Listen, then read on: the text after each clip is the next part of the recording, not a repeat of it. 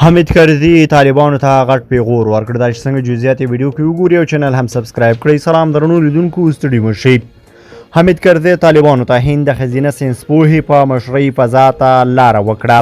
نجونې زده کړو او کار ته پرېږدئ. د افغانستان پخواني ولسمشر حامدکرزي یو ځل بیا د طالبانو پر حکومت غږ کړی دی چې ژر تر ژره د نجونو پر مخ د ښوونځیو او پوهنتونونو دروازې پرانیزي او کار ته د ښځو د بیرته ستنېدو زمینه برابره کړي.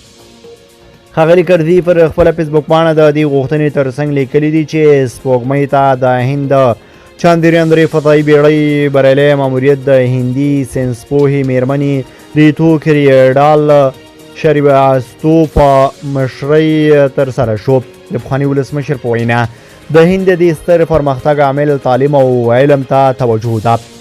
د هند فضایي بیړۍ چاندریان 3 د چهارشنبې په ورځ د سپوږمۍ په جنوبي قطب کې کېناستله.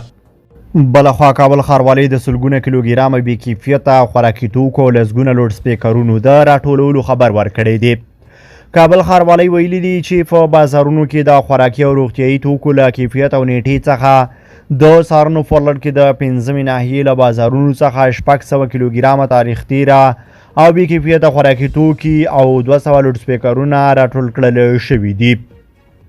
لوړو زده کړو وزارت بیا وایي د اسلامي او عصري زده کړو ترمنځ واټن له منځه وړو.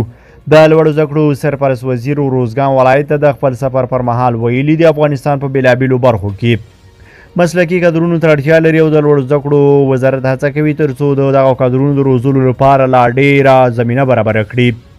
نوموړي ویلي د هېواد کې لا ډېرو کادرونو روزلو سره به په دغې برخه کې د بهرنیو هېوادونو له احتیاج څخه خلاص شو. نوموړي ویلي چې سرپرست حکومت د اسلامي او عصري زده کړو ترمنځ واټن له منځه وړي او په دې برخه کې یې جدي کار پیل کړی دی او په دواړو برخو کې یې زده کړې د هېواد د ابادۍ لپاره اړینې بللې دي.